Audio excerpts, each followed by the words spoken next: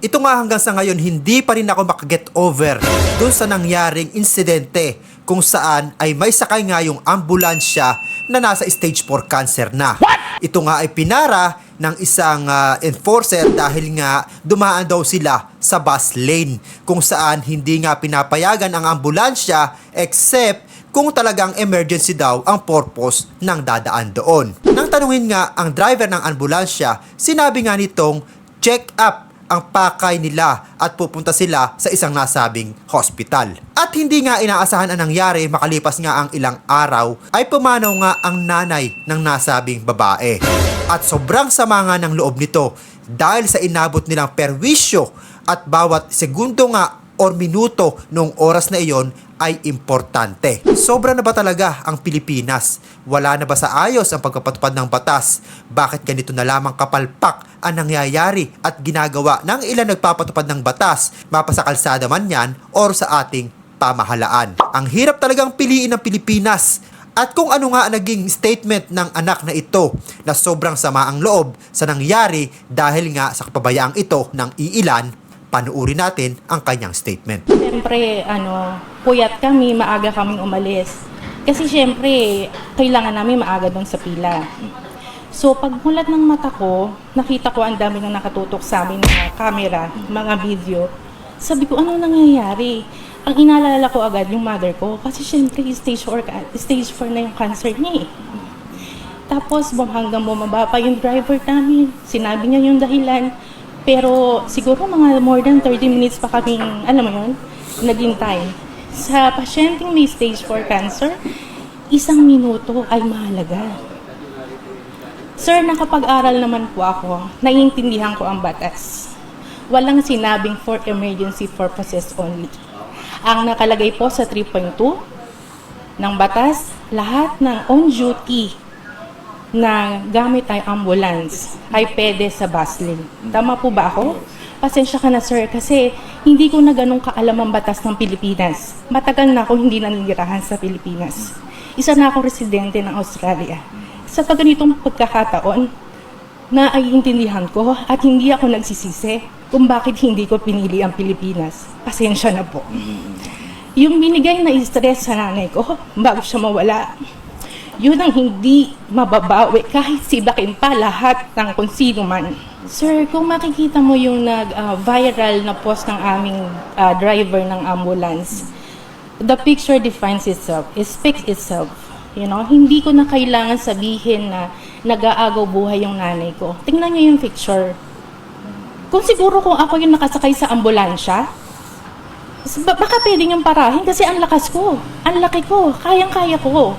Pero sa sitwasyon ng mother ko, hindi. Diba? So, yun nga. Kung tama ang pagkakaintindi ko, nakapag-aral naman ako.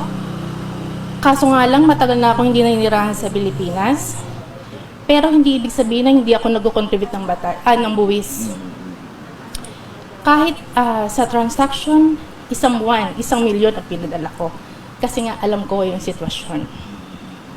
So, ibig sabihin ko, sir, sa mga ganitong pagkakataon, na-realize ko na tama ang desisyon ko na hindi paliin ang Pilipinas.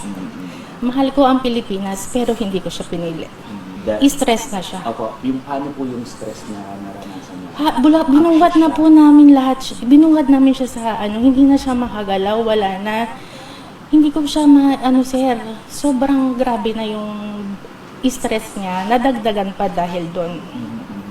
Kasi syempre, ikaw ba naman ako nga na nakakaintindi ng media, nasyak ako kasi pagmulat ng mata ko, nakatutok na sa amin yung mga video, yung mga camera. Tapos hanggang bumaba pa yung driver namin. Kaya si mother ko, siya yung naka-wheelchair, siya yung mismo nakaharap, ako nasa side pa ako. So mas kita niya yung nangyayari. Okay, so meaning, bago po yung incident na yun, nakakalakad pa ba si mother? Or at least nakakaupo? At least nakakaupo siya. Pero nung inuwi namin siya, wala na sir. Ganyan na siya. Makikita niyo po sa picture. Yung check-up niya doon, ano po yun? Parang check-up lang talaga, walang any procedure or ano? Wala po. Check-up lang po yun. Pero, yun nga, stage 4 cancer, kahit nasabihin mo na emergency, batas ay batas, you know? Pero ang buhay ang mas mahalaga. At saka wala kaming binayolate na rules. Ay, Pilipinas talaga naman. Sa ganitong pagkakataon, halimbawa, yung kung sino man yung humarang o nagpahinto doon sa ambulansya, yung pagbukas nila ng pinto ng ambulansya, makita niya may sakay, tapos sabihin in instant stage 4 cancer, anong papasok sa utak mo, di ba? Sige na, paalisin nyo na yan. Sige na, baka kailangan yan. Walang konsiderasyon sa Pilipinas. Ito ang mahirap sa ilan natin mga kababayan na nagpapatupad ng batas. Hindi man nila sinasadya or sumusunod lang sila sa utos ng kung sino mang Poncio Pilatong yan. Hindi lang naman sa ganitong pagkakataon di ba? Katulad nga nung isang sa video na pinalabas natin or pinakita natin nung nakarang araw, yung kinonfiscate yung license dahil daw sa city ordinance common sense.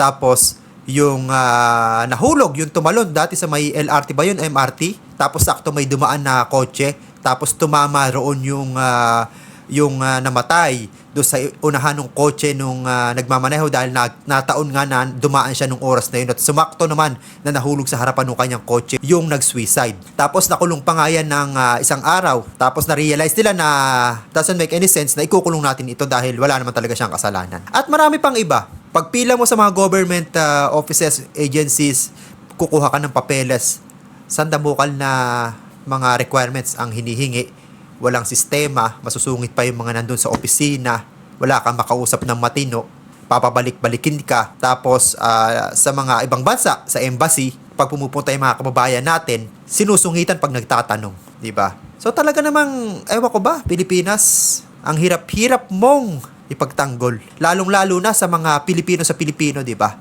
Nangyayari lang naman yan, Pilipino sa Pilipino. Samantalang yun nangyari kay Vitali, na sinasabi nilang imposible nakapagpasok ng video sa loob ng kulungan habang nakakulong ito. Bakit na i-document yung kanyang buhay na ngayon nga wala kayong magawa dahil hindi nyo naman na mapapabalik yan sa Pilipinas. Andun na yan sa Russia. Na-expose na niya yung mga bagay na dapat na hindi malalaman ng mga tao dahil lamang nasuhulan ng pera. Sabi nga niya, pag sa Pilipinas, pag may pera ka, kaya mong gawin ang lahat. Totoo naman. Ay nako, Pilipinas, kailan ka ba magbabago? Siguro kung ang lahat ng Pilipino may option na magkaroon ng citizenship o ng passport sa mga ibang bansa, wala na matitira sa Pilipinas. Siguro yung meron lang yung mga sobrang yayaman na satisfied sila sa buhay nila sa Pilipinas. Pero yung mga pangkaraniwang tao, lalong-lalo na yung mga madalas mabiktima ng mga ganitong klaseng pagkakataon na hindi umaayon sa kanilang pagkakataon dahil nga sabihin natin mahirap lang sila at wala silang masyadong impluensya, wala magtatanggol sa kanila. For sure, hindi magdadalawang isip ang ilan natin mga kababayan. Lilipat at lilipat yan pag may pagkakataon na makakuha ng passport sa ibang bansa para matakasan ang bulok na sistema sa Pilipinas. Ay nako, yun lang po mga kabayan. Nakakalungkot talaga itong nangyaring ito. At kung nagustuhan nyo itong videong ito at bago ko pa lamang dito sa aking YouTube channel, ay ini-invite kita mag-subscribe at pahit na rin ang notification bell para lagi kang updated sa lahat ng viral video at balitang OFW na i-upload natin dito sa ating YouTube channel. Maraming salamat sa iyong panonood.